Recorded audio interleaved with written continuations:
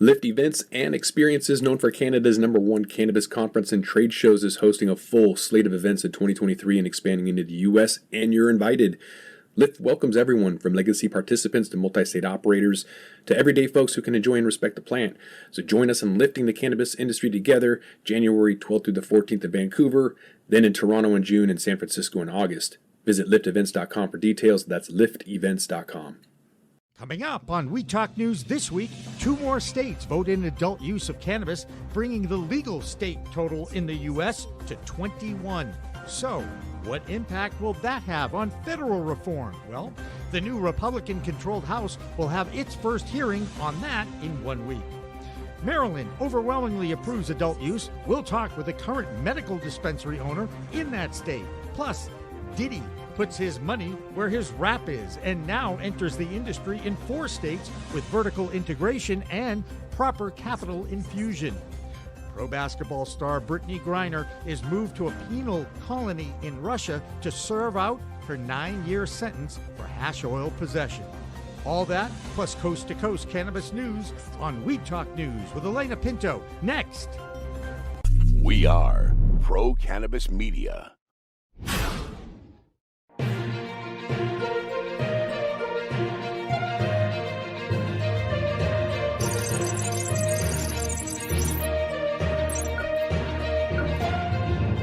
Hi, everyone. Welcome to this week's We Talk News. I'm Elena Pinto.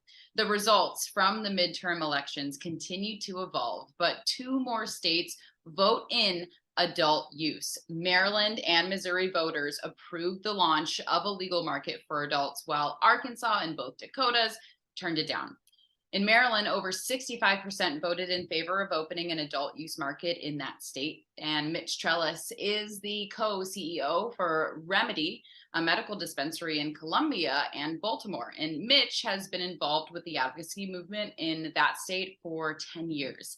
He talked with PCM founder Jimmy Young about this historic vote. I think it was validating. To understand, to know that people have it started to normalize, and the stigma has been somewhat lifted.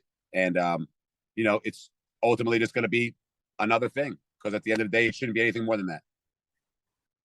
The quest towards normalization, I totally agree with you on that. Do you expect Maryland to follow what Arizona did and give all those first medical dispensaries the opportunity to apply for an adult use license?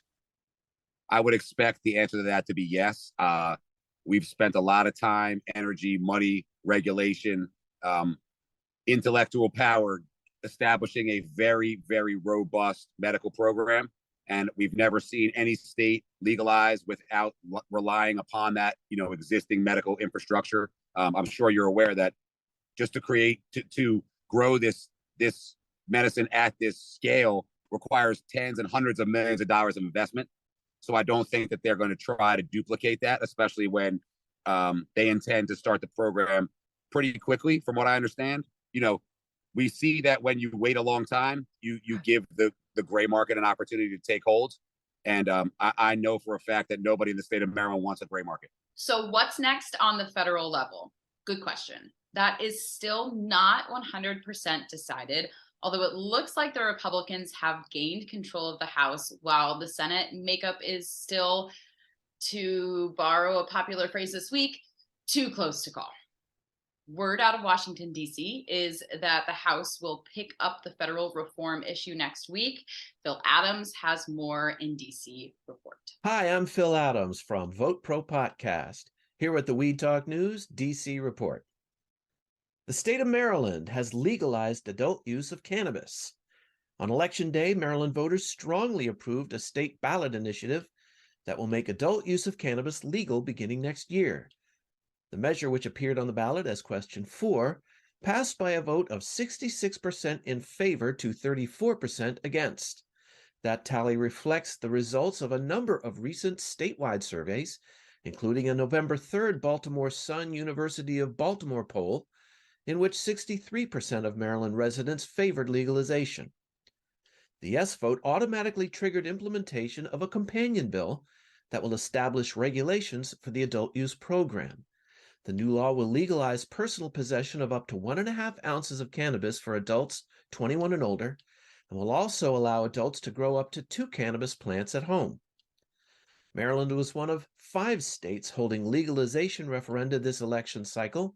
Missouri was the only other state to approve legalization, while voters in Arkansas and the Dakotas rejected adult use initiative in those states. The new law takes effect in Maryland on July 1st, 2023. Lawmakers in the House have scheduled a bipartisan hearing to discuss a range of federal and state-level cannabis reform issues. With 22 states and the District of Columbia now having legalized adult use of cannabis, the House Civil Rights and Civil Liberties Subcommittee will hold a hearing titled Developments in State Cannabis Laws and Bipartisan Cannabis Reforms at the Federal Level. While the details are sparse concerning the hearing's focus and witnesses, some of the topics expected to be discussed are the States Reform Act and the Marijuana Opportunity Reinvestment and Expungement Act, both of which seek to end the federal prohibition on cannabis. The hearing is scheduled for November 15th. That's the Weed Talk News DC report for this week. I'm Phil Adams from Vote Pro Podcast. The midterm election also impacted cannabis in a number of other states. Decriminalization efforts were passed in 5 Ohio cities. Referendums were passed in multiple municipalities in Wisconsin, and out of 33 towns and cities in Rhode Island looking to allow cannabis businesses to operate, 25 of those have given the green light to get started. In Minnesota, legal cannabis had previously passed the state's Democratic-controlled House, but couldn't get over that same hurdle in the Senate. But Tuesday, Minnesota voters flipped the Senate blue, and Democratic Party leaders say they're ready to caucus on cannabis as soon as possible. On the East Coast, voters in Pennsylvania may see a similar fate after electing pro-cannabis candidate John Fetterman to Senate. Claudia Post takes a closer look at what his victory means for the Keystone State. I'm Claudia Post from Scarlet Express, and I'm here in the Keystone State, Pennsylvania, reporting for Weed Talk News. A slew of good news greeted America's majority for cannabis legalization and reform this week. At the top of the list, pro-pot Pennsylvania Democrat John Fetterman clinched the win over Republican Dr. Oz for the crucial Senate seat. Fetterman has been a staunch supporter of cannabis legalization, and he has indicated that the Keystone State wants and will greatly benefit from legal cannabis. As I said, I'm waiting for adult use. Fetterman has vocally criticized President Biden's inaction on federal reform. And so now that he'll be on Capitol Hill, we hope he gives the president all the smoke he needs to push for cannabis reform. Officers in Pennsylvania will soon be piloting a new marijuana breathalyzer technology, which will detect elevated levels of THC. Of course, this is to prevent impaired driving. Officers will be able to test the new breathalyzer technology during a 3-month pilot phase in Warren County, which is somewhere to the west of Philadelphia. The process works by officers collecting breath samples from a driver suspected of being impaired by cannabis using this technology with breathalyzer, and then sending those samples to a designated laboratory to be processed. Pennsylvania officials announced they will be providing $200,000 in match funding for marketing projects to promote the state's hemp industry. The State Department of Agriculture said that nonprofit organizations that take on marketing initiatives to increase hemp sales, exports, or consumer awareness of the sector of the cannabis industry are eligible for reimbursement funds. The purpose of the program is threefold: increase consumer awareness, educate producers and consumers, and lastly, facilitate the growth and development for export markets for hemp products within the Commonwealth. These grants will feed a new industry that once the staple of Pennsylvania's economy and is again presenting opportunities for farm income and jobs, as well as new possibilities for climate-friendly, environmentally beneficial products. you know that in the 17th century, Pennsylvania was the largest producer of hemp? Very interesting. That's a wrap from Pennsylvania. I'm Claudia Post from Scarlet Express, and I'll be back next week to talk about what's hot and what's not in Pennsylvania. From Weed Talk News, have a fabulous week. A majority of marijuana measures in Southeast Michigan also passed Tuesday with flying colors, and the state will also soon see a celebrity cannabis team up as Mike Tyson's Tyson 2.0 and Cloud Cannabis are working to bring Ric Flair's product line to the state. So let's check in with Michigan NORML Executive Director Rick Thompson with more. Hello again, everyone. This is the Michigan Report with Rick Thompson. Let's begin. Tuesday's night election results were a kick in the stash sack for some of the cannabis law reform efforts.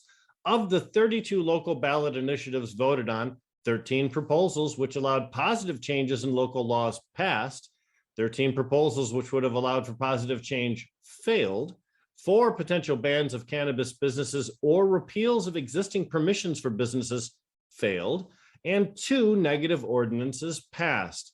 Of those 2 negative ordinances that passed, one is in Langsberg, where they reduced the number of adult use licenses from 2 to 1, and Oakland County's Lathrop Village, which enacted a total ban on all cannabis businesses.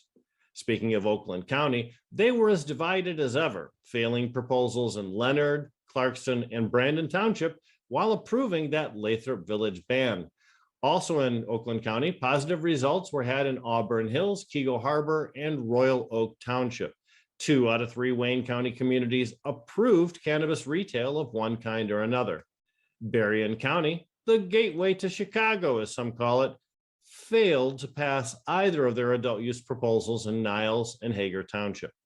Now, as we travel up the Lake Michigan shoreline, we see a lot of no boats floating out on the water, including no to Pinconning and Caw Collins positive proposals, and a no to Gibson Township's proposed ban. Farther down on our eastern shore, Buell Township, under the thumb, passed their proposal, as did Imlay City in nearby Lapeer County. Michigan's west side was also a mixed bag of success.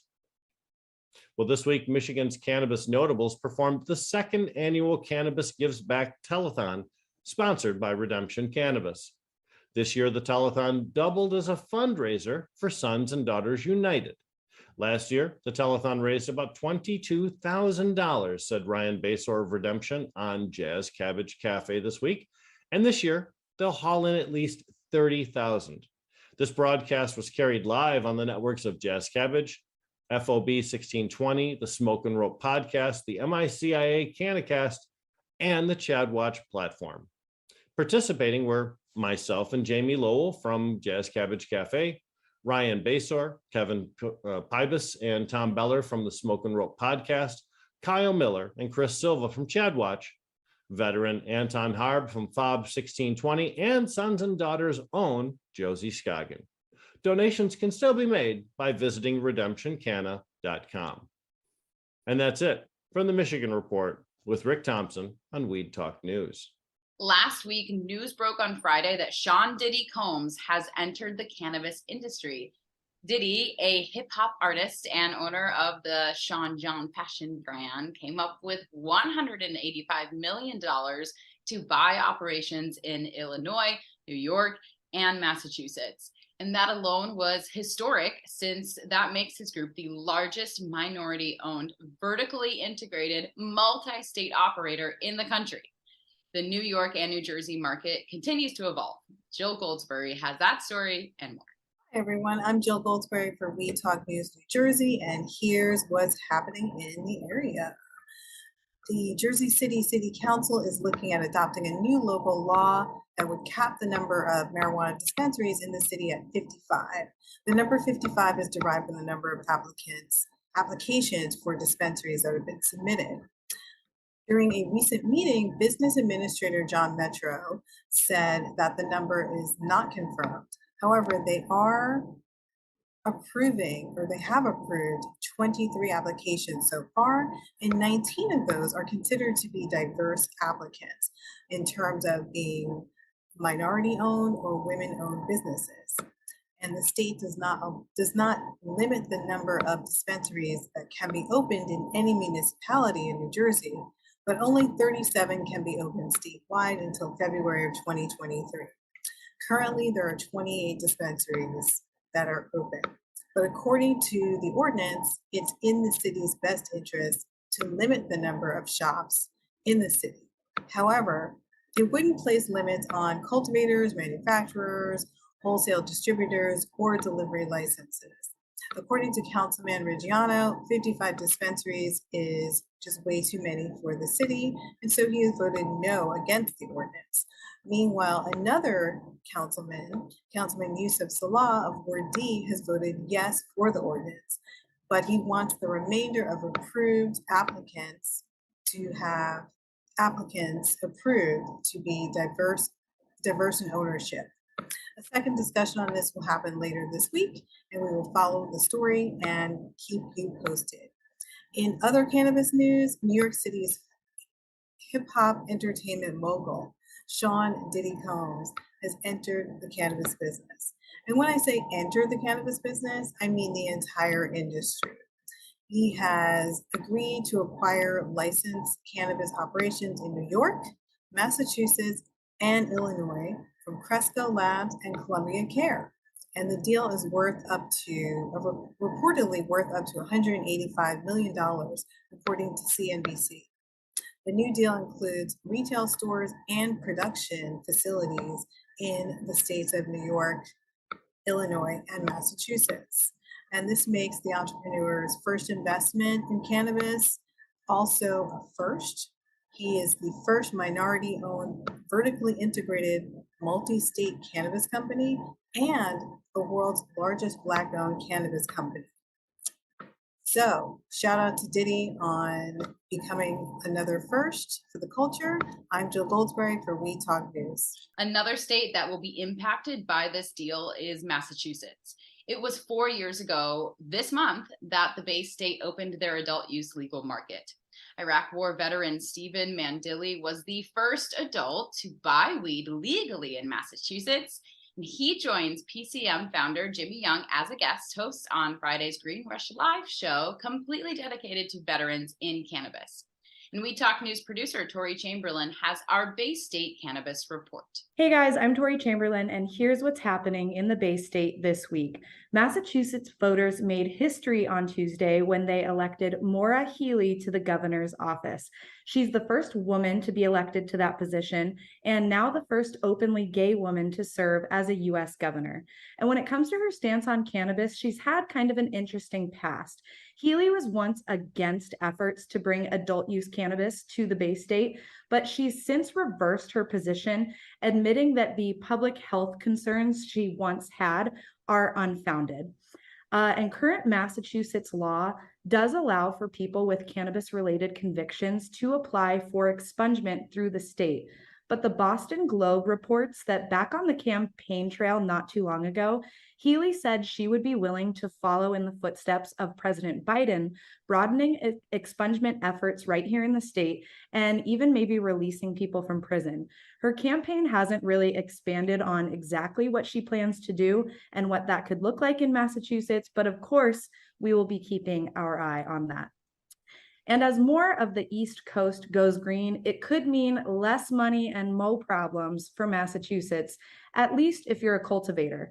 Adult use weed has been legal here in our state for 5 years, but now 4 of our neighbors are getting their own markets up and running. That's Vermont, Rhode Island, New York, and Connecticut. And that means the Massachusetts market is maturing, and we're already seeing that reflected in the price of products.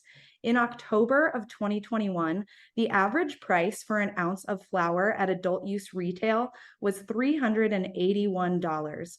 The Cannabis Control Commission reports that that rate plummeted to an all-time low just last month of $220 an ounce. That's a 42% drop. And just from September to October of this year, the price of an ounce dropped by another $40, which is the largest month-to-month drop recorded in 2022.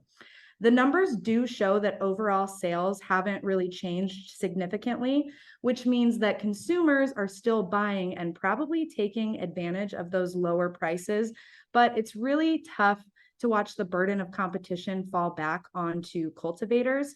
They're ultimately the ones who suffer from a drop in prices. And coming from California myself, where we've seen that be a problem in that market, I would really hate to see any good quality brands here in Massachusetts lose their way and flounder.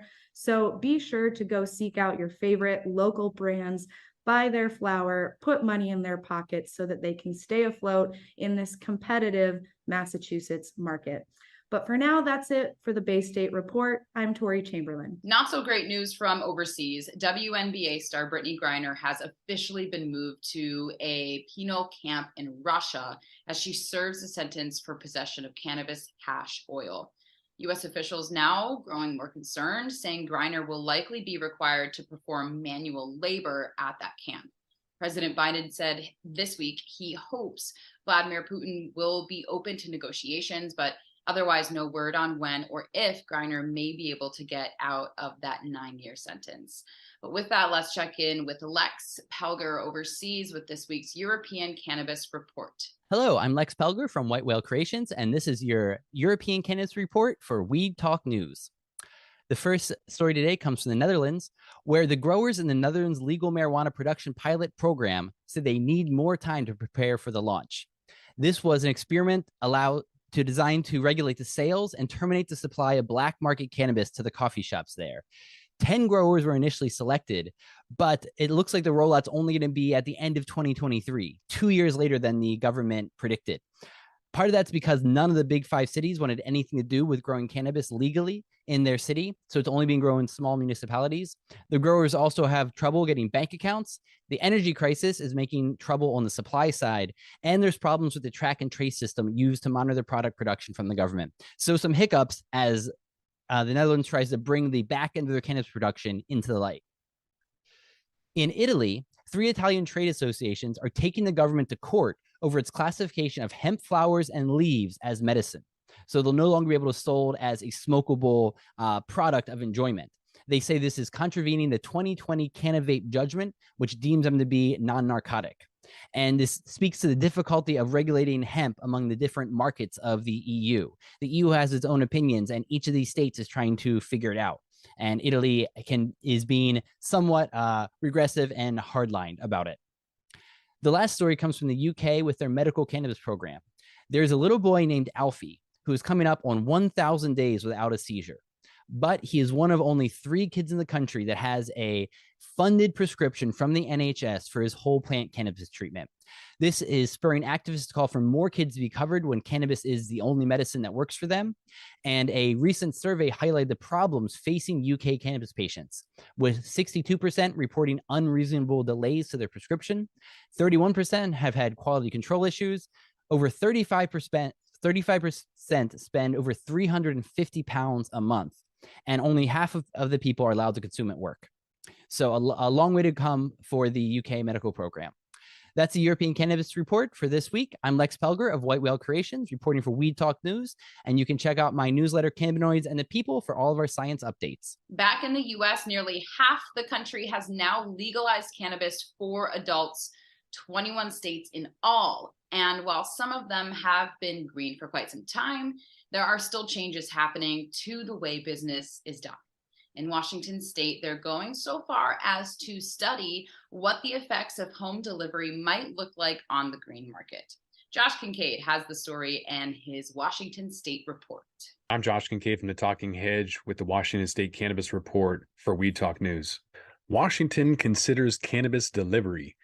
State Liquor and Cannabis Board conducted a survey on how to set up and operate a delivery system with an eye to ensure cannabis doesn't wind up in the wrong hands.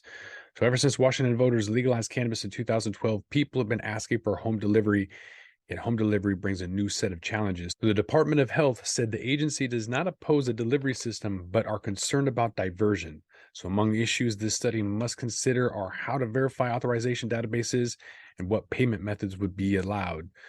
With many transactions conducted with cash, the study must look at how to ensure safe and secure transporting of products, including delivery vehicle requirements, and how deliveries by retailer operating out of Indian reservations will be handled.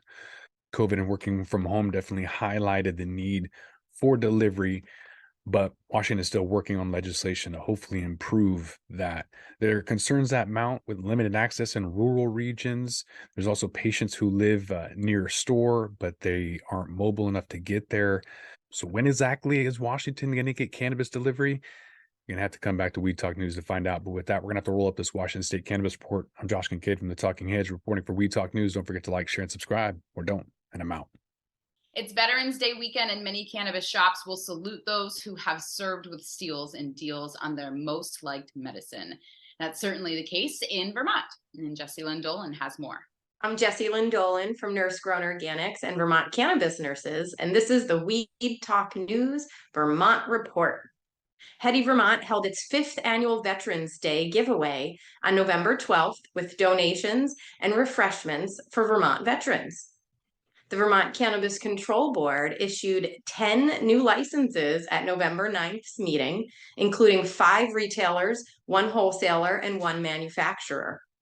They announced that all products, including hemp products and synthetic cannabinoids like Delta-8, containing 1 milligram of THC or more per serving, will be regulated by the board. Visit ccb.vermont.gov to see the industry bulletin for more information. During the meeting, board member Julie Holbird reviewed the advertising guidance, ushering applicants and licensees to the CCB's website guidance documents for printed details. The board will host a question and answer on Monday, November 21st at 7 p.m. to go over testing, inventory tracking, and product registration. That's the Vermont Report for Weed Talk News. I'm Vermont's cannabis nurse and ganjier, Jessie Lynn Dolan. And finally, a cannabis company well known for its aesthetic and vibe is crossing state lines. Nevada's Planet 13 dispensary is branching out to Illinois and has chosen Waukegan for its location. The flagship dispensary in Las Vegas features a massive retail space that includes a lounge, entertainment, retail, and so much more. So we can only imagine what they are brewing up to bring to Illinois. After all, it is a whole new world of weed out there, so remember to use it wisely. And that's it for Weed Talk News this week. I'm Elena Pinto for Pro Cannabis Media.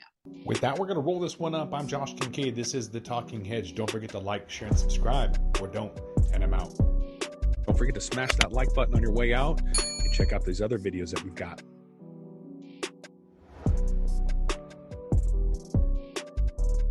Thanks for listening to today's show. To check out more great cannabis podcasts, go to podconnects.com. Here's a preview of one of our other shows. Are you looking for the next great cannabis business to invest in? Then you need to check out the MJ Bulls podcast. Hi, I'm Dan Humiston. Join me each week as I speak to both cannabis entrepreneurs who are raising capital and cannabis investors who are investing capital. Our 10-minute episodes are perfect for the busy investor. Start listening to the MJ Bulls podcast today, wherever you listen to podcasts, and who knows, maybe you'll discover the next cannabis unicorn.